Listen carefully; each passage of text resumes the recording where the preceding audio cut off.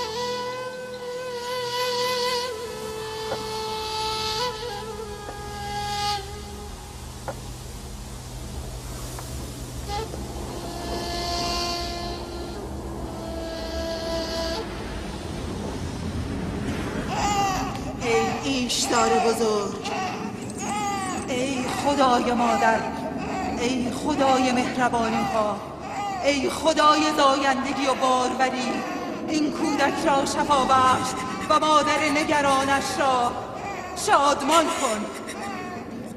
مادر این کودک عهد می کند به درگاهت هدایای گرانبها تقدیم کند.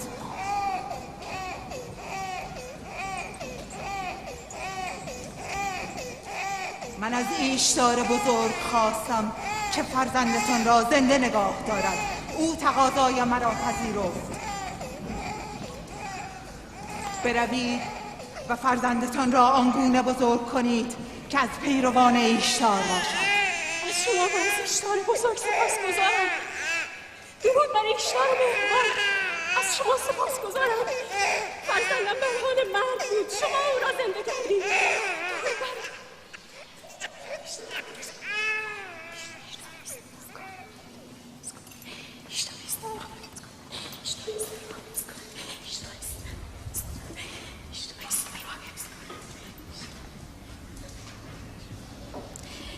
بیشک این کودک میتون فرزند ما شفا خواهد یافت.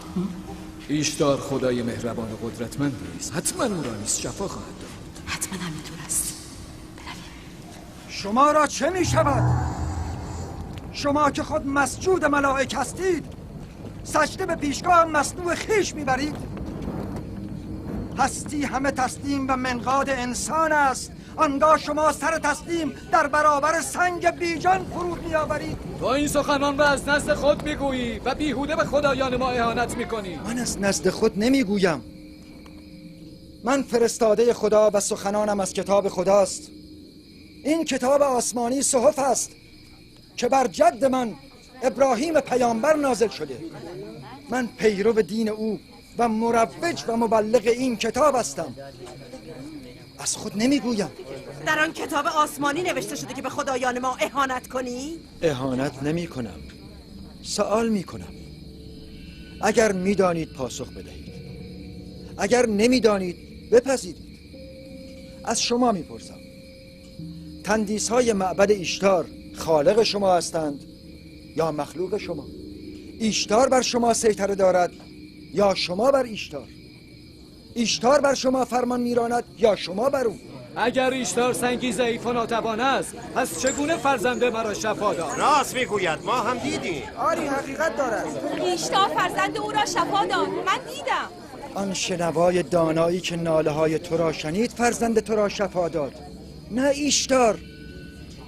تو اگرچه به غیر خدا پناه بردی و از غیر کمک خواستی، اما او که آگاه بر احوال همه بندگان است به حال زار تو رحمت آور و فرزندت را بهبود بخشید. تو را چون چشم بصر است و بصیرت نیست، ایشتار را دیدی اما شفا بخش حقیقی را ندیدی. خلاصه کلام یعقوب این است که خدایان خویش را رها کرده و خدای او را بپرستید. درست نگفتم؟ آخر از خدایان خود چه خیری دیده ایم که از خدای تو ببینیم؟ من شما را به پرستش خدای برتر میخوانم، خدایی برتر از همه هستی. از کجا بدانیم که خدای تو از دیگر خدایان برتر است؟ از کجا که تو و خدایت همچون کاهنان معبد ایشتار به فکر انباشتن سیم و زر و تامین منافع خود نیستید. همه میدانید که من برای لابان شبانی میکنم و از خود چیزی ندارم. آیا تا کنون مزدی از شما طلب کردم؟ آیا جز کار و تلاش و شبانی از من دیده اید؟ اگر از این پس طلب کردی چه؟ تا کنون قدرت نداشته ای وگرنه تو هم بهتر از کاهنان نیستی. همه شما یکی هستید. بر اریکه قدرت که تکه زدید شکم خود را سیر میکنید و گنجینه های خود را انباشته میگردانید. من به تو حق میدهم. تنها فرزند بیمار خود را از دست دادی و هیچ کس تو را یاری نکرد. نه ایستر جادوگر و نه ایشتار خدای معبد. اگر به همه خدایان هم پشت کنی حق داری. من با ایشتار خدای ناتوان معبد کاری ندارم. روی و سخنم با خدای نادیدنی توست. ما به اندازه کافی از خدایان سرد و سنگی کشیده ایم. تحمل خدای دیگر را مأمورین آمدن. مأمورین معبد آمدن. فرار کن فارس، فرار کن.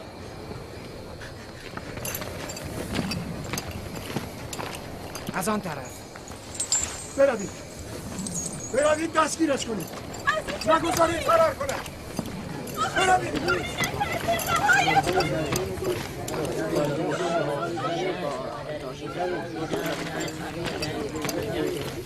اگر داماد لابان فرماندار نبودی میدانستم با تو چه کنم. مرا از تو و مأمورین معبد باکی نیست. پراکنده شوید. بیش از این به کفرگویی های یعقوب گوش ندهید. مگر نمیبینید کفرگویی های یعقوب قحطی برای فدان به ارمغان آورده است؟ راست میگوید. برویم تا به نفرین ایشتار دچار نشده ایم. برویم.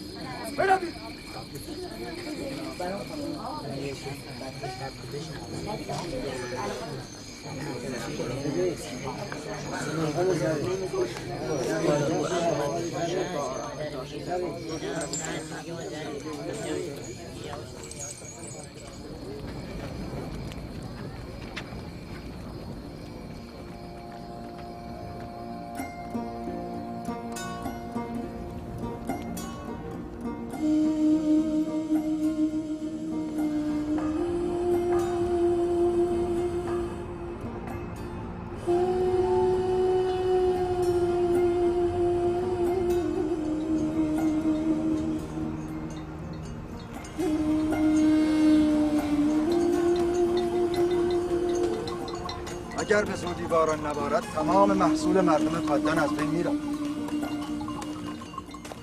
امیدوارم خداوند هرچه زودتر باران رحمت خود را بر این شهر نازل کند. آنجا چه خبر است پدر؟ این رسم دیرینه مردم فدان است. دشمنان ایشتر را آتش میزنند.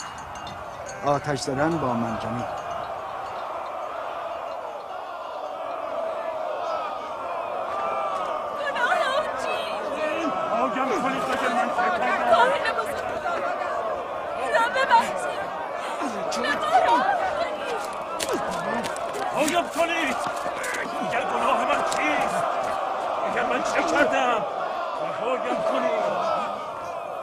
شما همینجا گله را نگه دارید، من ببینم چه خبر است.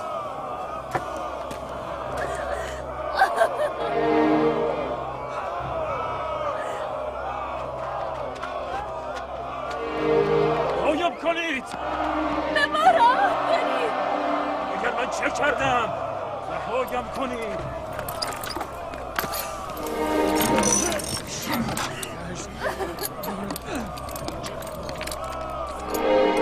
یعقوب شبان است، خواهرزاده فرمانده لابان. کاهن بزرگ به ما راه کنید. فارس کنم. بزار کافر همین است. مردم فدان به دادم نرسید. من بی‌گناهم. فارس باید تو یادات شود.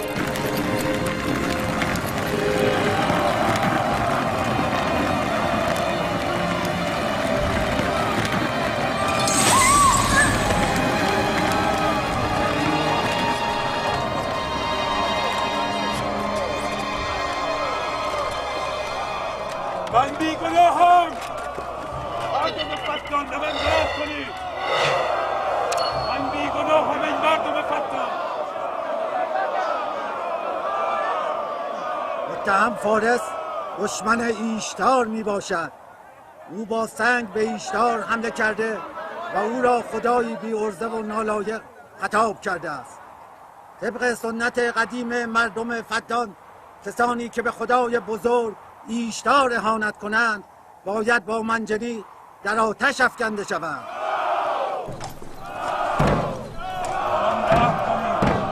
اگر گناه من چیست؟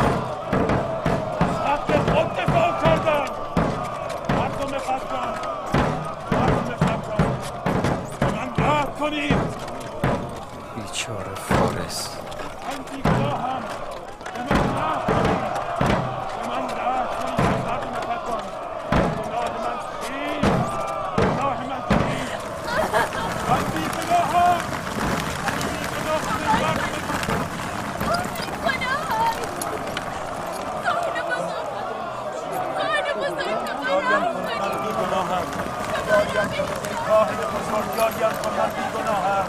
بیهوده فریاد نکن. یا باید خونبهای خود را بپردازی یا در آتش سوزانده شوی. قرآن سوزانی.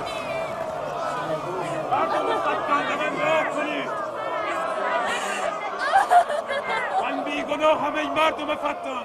قرآن سوزانی. بهای خون او چقدر است؟ من میپردازم. تو میپردازی؟ نه، او خود از دشمنان ایشتار است.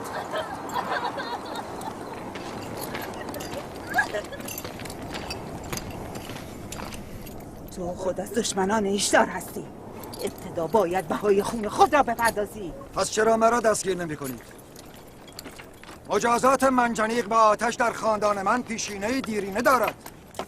پدر بزرگ من ابراهیم هم یک بار به دستور نمرود در آتش افکنده شده است. اگر تاکنون دستگیر نشده ای به خاطر فرماندار است، چون هم داماد او و هم خواهرزادش است. پس منسوبین به حکومت و فرماندار می توانند به خدایان اهانت کنند و مجازات نشوند. دستگیرش کنید و چون پدر بزرگش در آتش بیافکنید.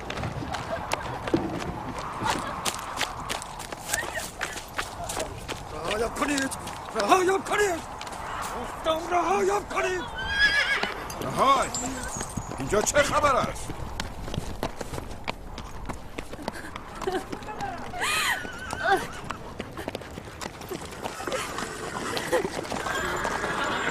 او را رها کنید. متهم را هم آزاد کنید. فارس باید مجازات شود. وقتی یعقوب خونبهای او را میپردازد حق ندارید او را مجازات کنید.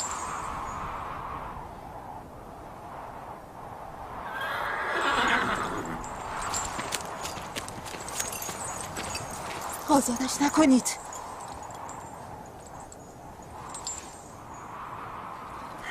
یعقوب، تو باید 500 دینار بابت خونبهای فارس بپردازی. مانعی نیست، من این پول را خواهم پرداخت.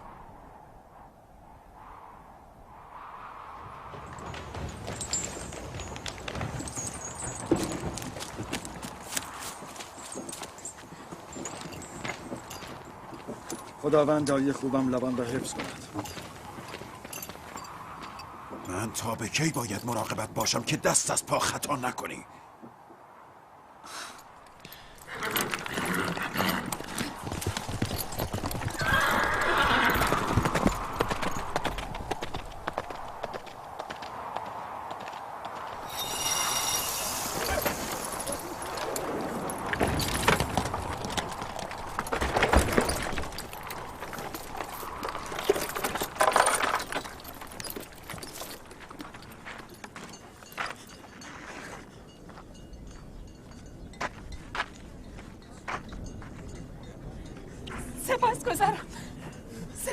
چه میکنی؟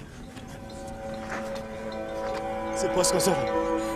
تا زمانی که خونبهای خود را پرداخت نکردم برایت سعی و تلاش خواهم کرد، برایت کار خواهم کرد. تو خاندان فارس را نجات دادی. تو زندگی ما را نجات دادی. برویم.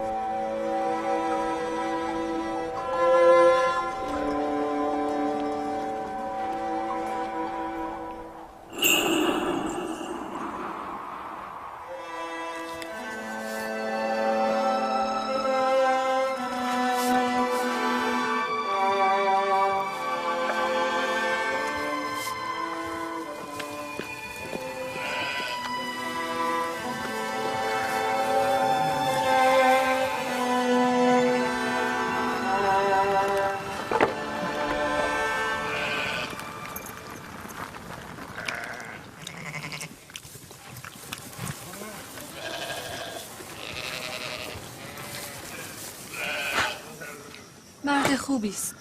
بیچاره مدام زحمت میکشه. سال هاست که ایشتار از مردم فدان و بابل قربانی میگیرد. اگر پدرت لابان به داد من نرسیده بود هر دویمان را میسوزاندند. فارس به خاطر نجات جانش باید ایشتار پرستی را رها کرده یکتا پرست شود. شده است راهیل، شده است. از لحظه ای که از مرگ نجات یافته یکتا پرست شده است.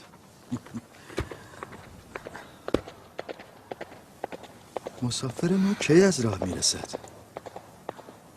به زودی یا نبی خدا، چیزی نمانده. سال هاست در انتظار فرزندی از تو هستم. اگر خدا بخواهد به زودی این انتظار پایان می‌یابد.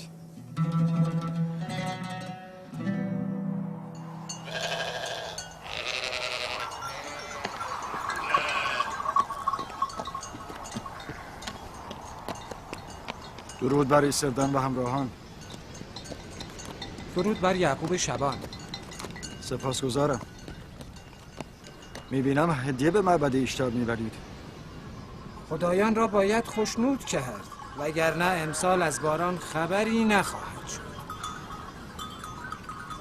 فکر نمی کنید شما بیشتر از خدایان به این خرما نیازمندید؟ بعضی با اهانت به خدایان خشم آنان را برانگیختند و ما باید تاوان پس بدهیم. شما اطمینان دارید که به اراده تندیس‌های سرد و سنگی معبد ایشتار باران میبارد؟ کفرگویی‌های تو باعث خشم خدایان شده و ابرهای بارانزا را از سرزمین فدان دور کرده است. دست از اهانت به خدایان بردار یعقوب.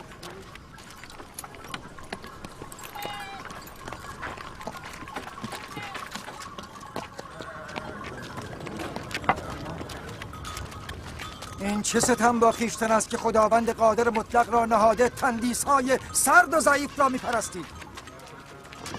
چرا زمین فسرده جان خویش را با نور ایمان به خداوند یکتا گرمی نمی‌بخشید؟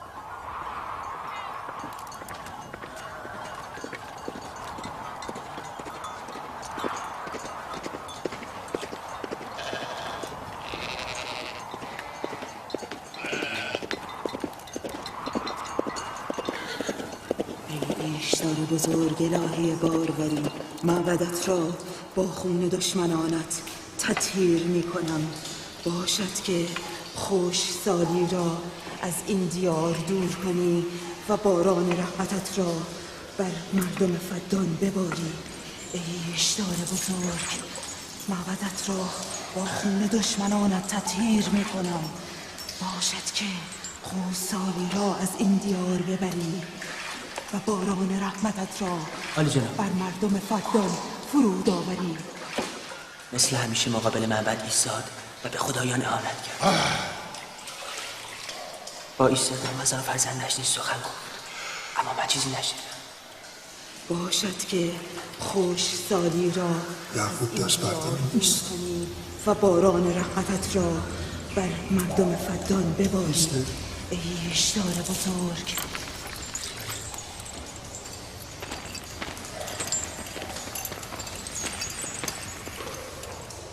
باز هم یعقوب شروع کرده است. امیدوارم که به نفرین خدایان دچار شود. آن با او چه کنیم؟ تو لابان را به اینجا بخوان. چاره کار با من. هرچه زودتر لابان را به اینجا بخوانید.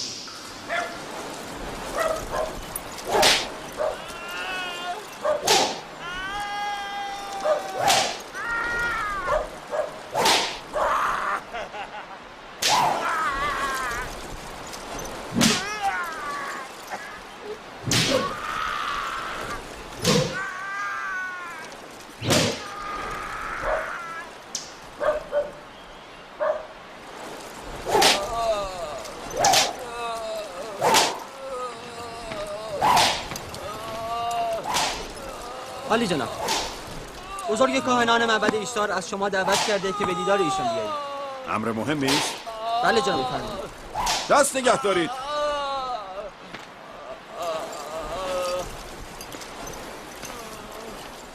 اگر بار دیگر دزدی کنی از زیر شلاق زنده بیرون نمیایی.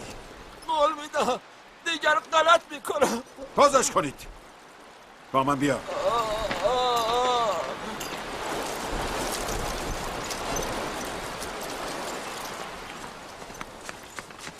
ظاهرا موضوع مربوط به یعقوب شبان. اعمال یعقوب به خودش مربوط است.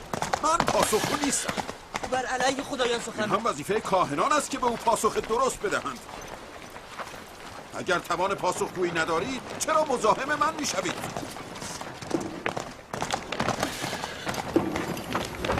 خدای خدایان ایشدار بزرگ خشمگین است. من وقتی میبینم خوشسال یا مردم فدان را فرا خواهد گرفت. مادران داغ دیده میبینم. منتظر باشی. کاهن بزرگ را خبر. ایشدار را به خشم آوردند. ایشدار کفر اهانت را در حق خود بر نمیتابد. کسی ایشدار را به خشم آورده است. آنکه به خدایان اهانت کرده به زودی مجازات می شود. ایشدار بزرگ قربانی می طلبد.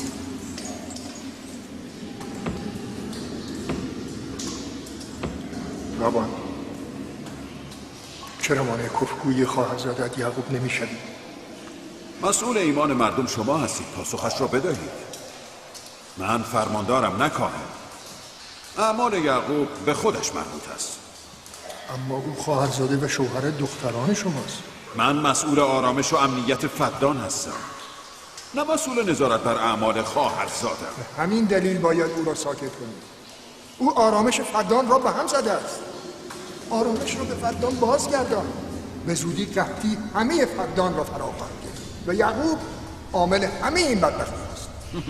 چگونه است که یعقوب تاکنون موجب وفور نعمت و ازدیاد گوسفندان من بوده، ولی اکنون باعث قحطی و بدبختی فدان شده است. از آن رو که اکنون یعقوب به خدایان کفر می‌ورزد. پیشتر هم او به خدایان بابل ایمان نداشت. چرا آن موقع عقیده خود را پنهان می‌داشت، اما اکنون ابراز می‌دارد. باش در ملأ عام به ایشدار اهانت می‌کند. باید او را وادار به سکوت نمایی. باید؟ آره باید. فکر می‌کنی دولت بابل برای چه تو را اینجا منصوب کرده است؟ پس می‌دانی چه کسی مرا به فرمانداری منصوب کرده است. بهتر است این را هم بدانید که من از دولت بابل فرمان می‌گیرم، نه از شما و نه از معبد ایشتار. پس اشکالی ندارد اگر کاهن اعظم معبد ایشدار در بابل از این ماجرا مطلع شوند.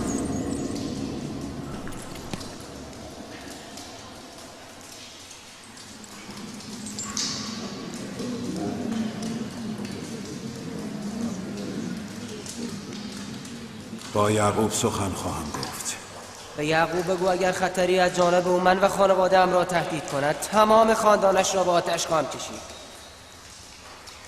طوله‌ای که قبل از پدر مادرش باز کند زودتر به دست گرگ دریده می شود. مواظب زبانت باش. این بار می بخشود، بار دیگر بخششی در کار نیست.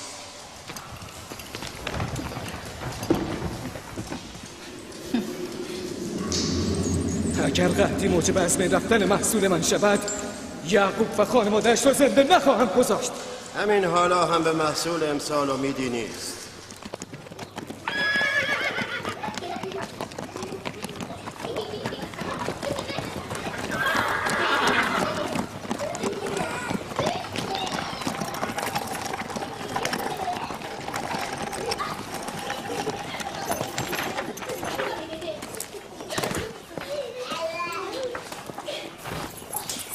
سلام پدر، خوش آمدی. سلام پدر، چه عجب. بزرگ فدان آرام و فرماندار شهر فرصتی یافته و به دیدار دخترانش آمده است. این یعقوب دست بردار نیست؟ چه شده پدر؟ باز هم کاهنان معبد ایشتار از یعقوب شکایت کردند. یعنی این همه بلوایی که در فدان به راه افتاده دسیسه کاهنان است و یعقوب هیچ خطایی مرتکب نشده؟ شما خوب می‌دانید که یعقوب جز انجام رسالت و ادای تکلیف کاری نمی‌کند. او را با آیین چند هزار ساله معبد ایشتار چه کار؟ اگر او می‌خواهد از دین پدر بزرگش بگوید، خب بگوید. اصلاً خاندان مرا هم تبلیغ کند. اما اهانت به اعتقادات مردم چرا؟ شما اشتباه می‌کنید پدر. آنها همین تبلیغ را نیز بر نمیتابند. پدر، یعقوب مأمور ابلاغ آیین یکتاپرستی است. آیین پدرش اسحاق و پدر بزرگش ابراهیم. شما نیز مسئول حفظ آرامش و امنیت مردم فدان هستید. او به وظیفه‌اش عمل می‌کند، شما نیز به وظیفه خود عمل کنید. شما هم مثل او سخت سر و بی‌پروا شده اید. اگر من بخواهم به وظیفه‌ام عمل کنم که شما باید آواره کوه و بیابان شوید. پدر، من و خواهرم لیا بدین همسر خود هستیم و در ترویج آیین یکتاپرستی از او حمایت خواهیم کرد. شما همه دیوانه شده اید؟ چرا به فکر موقعیت من نیستید؟ میدانید اگر کاهن بزرگ معبد ایشتار در بابل بداند که خواهرزاده من در فدان بر علیه معبد ایشتار تبلیغ می کند، چه بر سر من خواهد آورد؟ قدرت خدای یعقوب فراتر از قدرت ارباب معابد بابل است. پس سزاوار است که ما و شما از خدای خیش بیمناک باشیم، نه از خدایان سنگی. من نه با خدای او کار دارم نه با خدای اینان. فقط میگویم یعقوب حق ندارد موقعیت مرا در فدان متزلزل کند. چه شد راهیل؟ راهیل راهیل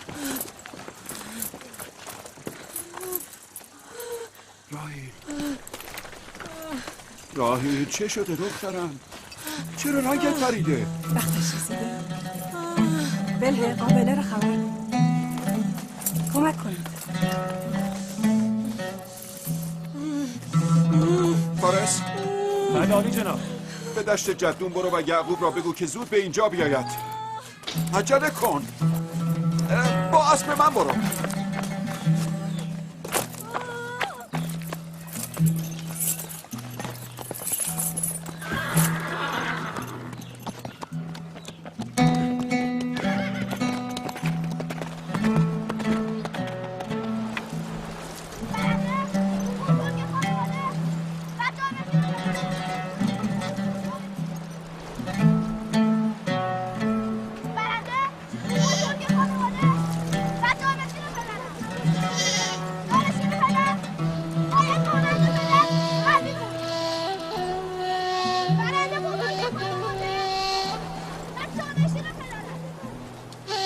شبانی هدایت احشام است و نبوت هدایت انسان ها. شاید به همین دلیل اکثر انبیا شبان بودند. من که اسرائیل هستم فرزندانم را با گوسفندان به صحرا آوردم که هدایتگری را بیاموزند. چرا فرزندان من بنی اسرائیل زورمداری و قلدری را معیار برتری و سروری می دانند؟ من که زورگویی و قلدری را به اینان نیاموختم.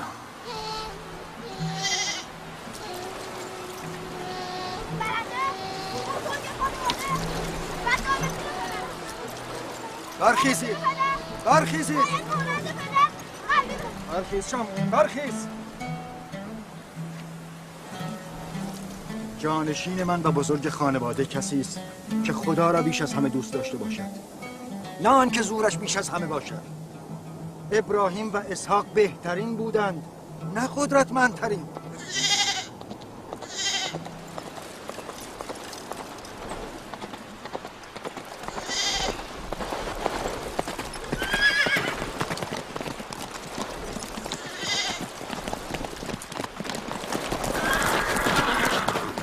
چه شده؟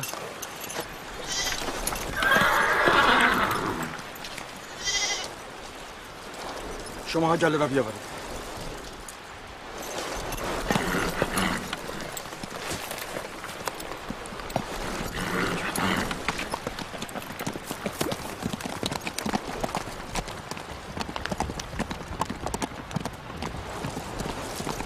پدر کجا رفت؟ چیزی نشده، گله را جمع کنید باز می‌کنم.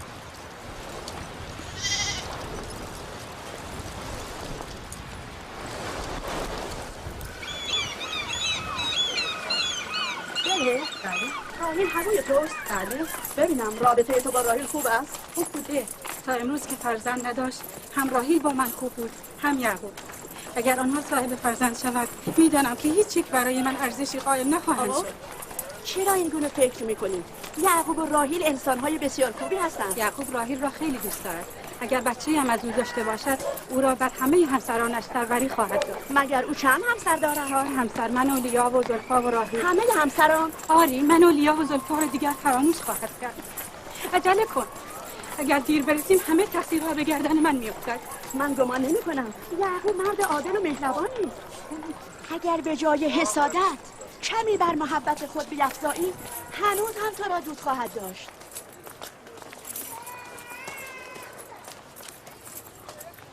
درود بر عالی جناب لابان. مژدگانی خوبی داری. راهیل و بچهش رو از تو سالم میخواهم. نگران نباشید، من قابله با تجربه ای هستم.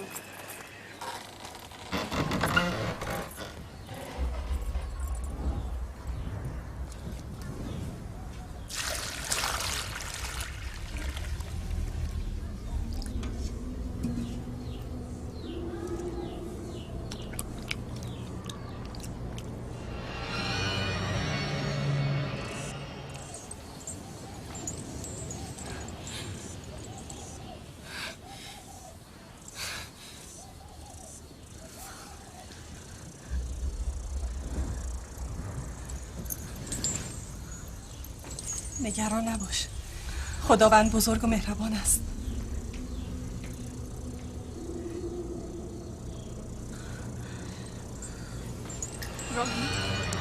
راهیل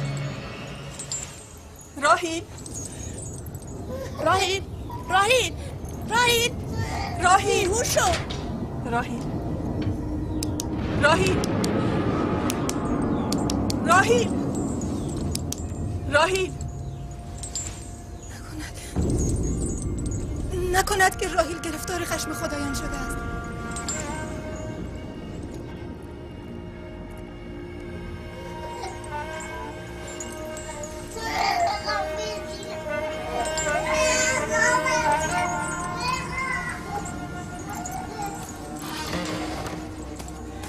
این بچه رو بگیرید.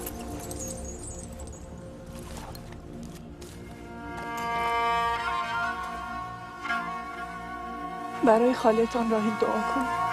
دعای شما زودتر اجابت می‌یابد.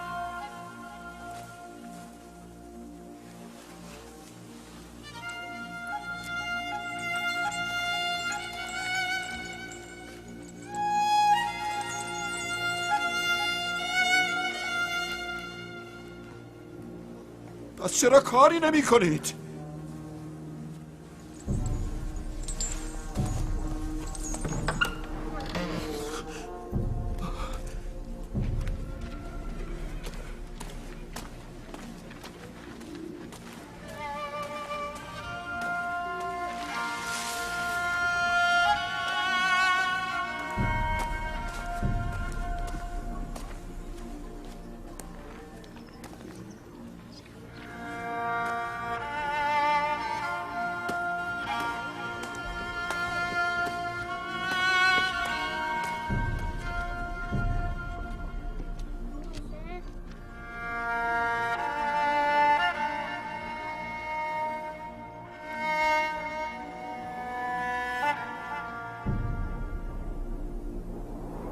کسی ایشدار را به خشم آورده. آتش و خون میبینم. سایه شوم مرگ همه جا گسترده است. آتش این کفر ابتدا دامن کافر را میگیرد. آنکه به خدایان اهانت کرده به زودی مجازات میشود. نکند او به نفرین خدایان گرفتار شده؟ دیدی ایستر در معبد نفرین میکرد؟ آری، گفت آتش این کفر ابتدا دامن کافر را میگیرد. آن کس که به خدایان و ایشتار بزرگ اهانت کند زودتر از همه مجازات میشود.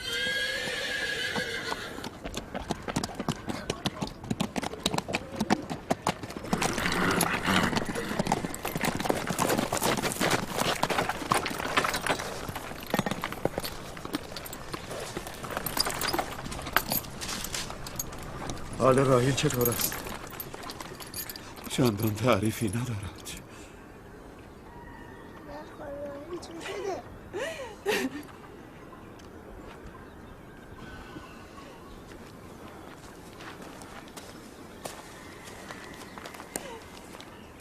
کاری بکنی. حال راحیل خوب نیست. آرام باشید. ما خدا را داریم. هر آنچه که او اراده کند همان خواهد شد. مردم به تن و کنایه میگویند او به نفرین ایشتار و جادوی ایستر دچار شده است. بسیار خوب. حال ببینیم خدای راحیل و فرزندش بزرگتر و قوی‌تر است یا خدای ایستر. مراقب راحیل باشید.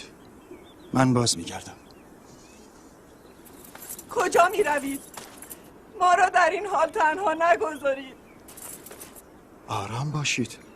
من به خلوت نیاز دارم.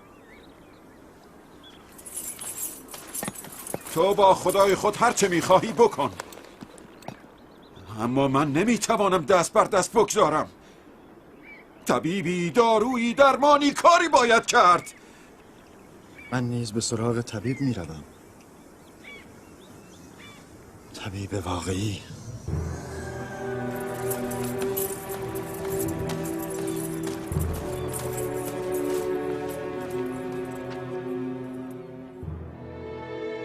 او هم بلای جان مردم فدان شده، هم بلای جان دختران من. نمیدانم با او چه کنم.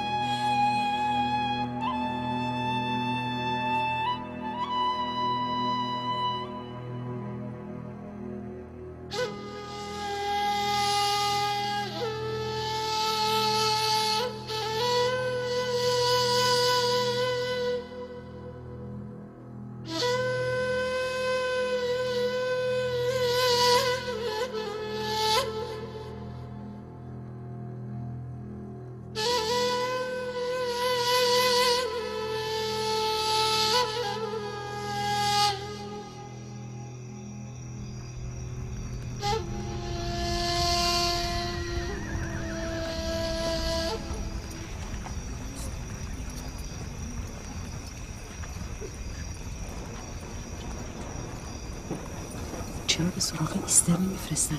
قابلی توانایی است. راست میگویی. جناب لابان، به سراغ ایستر بفرستید. اگر او بیاید قابله توانایی است.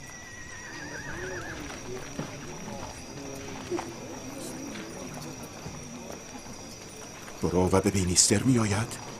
هر چه بخواهد به او میدهم.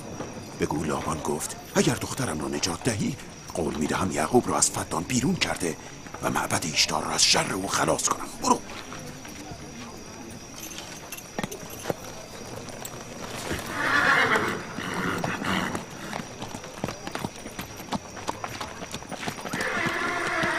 یعقوب به نفرین خدایان بابل گرفتار شده. سزای کفر به ایشتار بزرگ همین است. ببر صدایت را.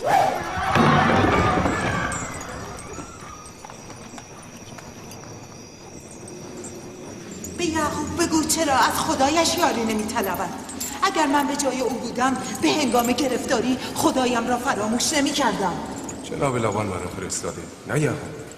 او قول داده اگر دخترش را نجات دهی یعقوب را از فدان بیرون کند. به نظر من موقعیت خوبی است.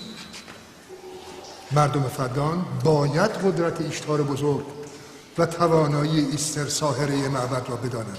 اگر راحیل را نجات دهی بی تردید ایمان مردم فدان بیشتر شده، اینجا را پر از زراسین خواهند کرد. مرگ راحیل نیز همین نتیجه را دارد. پس بگذار بمیرد. بسیار. برو همین رو به مردم بگو مرگ راحیل به خاطر کفر به ایشتار بود. بگو که نتیجه یکتاپرستی و نادیده گرفتن ایشتار جز این نمی باشه. چه زیباست اگر با مرگ راحیل و فرزندش باران نیز بر فدان ببارد.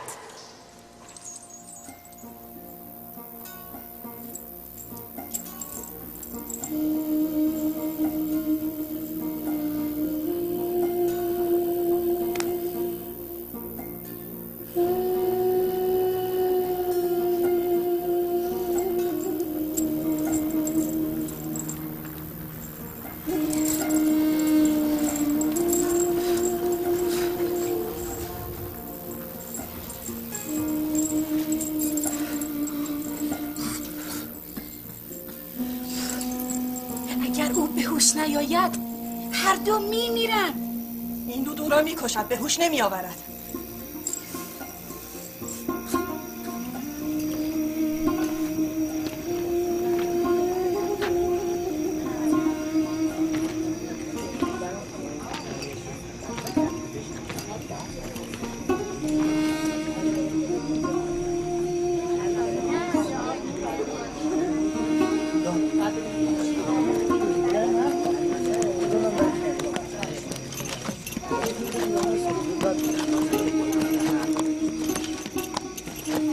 تو نمیدانی؟ نه، میخواهم عاقبت کار را بدانم. خدای یعقوب پیروز می شود یا خدای معبد؟ خب معلوم است پیروزی از آن ایشتار است.